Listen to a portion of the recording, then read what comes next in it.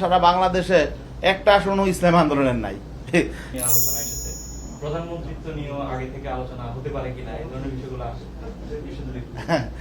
না না, আসলে আসলে এখানে মূল বিষয়টা হলো যে আমরা চেয়েছিলাম পারস্পরিক শ্রদ্ধা সম্মানের ভিত্তিতে আমরা আগাম। এটা তো একটা সমঝোতার বিষয় ছিল। সমঝোতা মানে হলো এখানে কেউ কারো উপর ডমিনেট করবে না, তাই না? কেউ কারো উপর চাপ প্রয়োগ করবে না।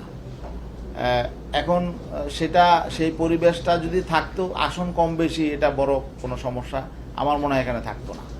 আমরা যদি একে অপরকে ভালোভাবে বুঝতে পারতাম, আমরা যদি একে অপরের প্রতি শ্রদ্ধাশীল থাকতে পারতাম, তাহলে এখানে আসনটা খুব বড় একটা ফ্যাক্টর না। এখন উপর থেকে তৃণমূল পর্যায়ে দেখেন, এখানে খোলামেলা বলা প্রয়োজন, বাংলাদেশে 300 আসন। আজকে আমরা কি দেখছি? 300 আসনে দেখছি একটা সংগঠন প্রচার করছে যে আমাদের এখান থেকে এমপি ক্যান্ডিডেট জোট থেকে হয়ে গেছে, প্রচারণা চালাচ্ছে।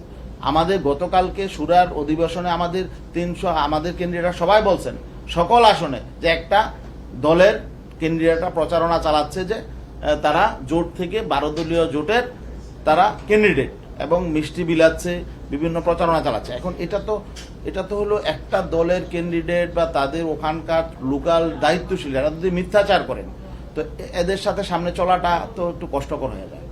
আমরা এগুলো বলছি কিন্তু যে আসলে এইগুলো একটা সংকট। তো এখন ঘটনা হলো যে এটা আমাদের তো এখনো 12 দলীয় ক্যান্ডিডেট ফিক্সড হয় নাই, প্রচারণা চালার তো পরের কথা, এখন তো নির্ধারণই হয় নাই। সেই জায়গায় কিন্তু সারা দেশে এইভাবে হয়ে গেছে। আরো এক সপ্তাহ আগের থেকে অনেক জায়গায় প্রচারণা শুরু হয়ে গেছে। সে জায়গায় আমরা দেখছি যে সারা বাংলাদেশে একটা আসনও ইসলাম আন্দোলনের নাই। 12 দলীয় জোটে ইসলাম আন্দোলন যে একটা সংগঠন, সেখানে ইসলাম আন্দোলনের কোনো আসন থাকে না। সব জায়গায় প্রচারণা শুরু হয়ে যাচ্ছে এইভাবে। তো যাই হোক, তারপরেও আমরা সবকিছু রিয়েলাইজেশন করছি। এখানে আমাদের অবস্থান আশা করি আমরা আনুষ্ঠানিকভাবে তুলে ধরব। আমরা অযৌক্তিক কোনো বিষয় নিয়ে আমরা এখানে আমাদের অবস্থান থাকবে না।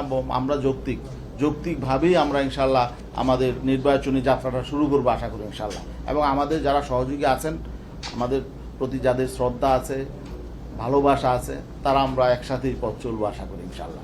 এখানে ভালোবাসা শ্রদ্ধার সম্পর্ক না থাকলে একটার সাথে পথ চলাটা কঠিন হয়ে যাবে।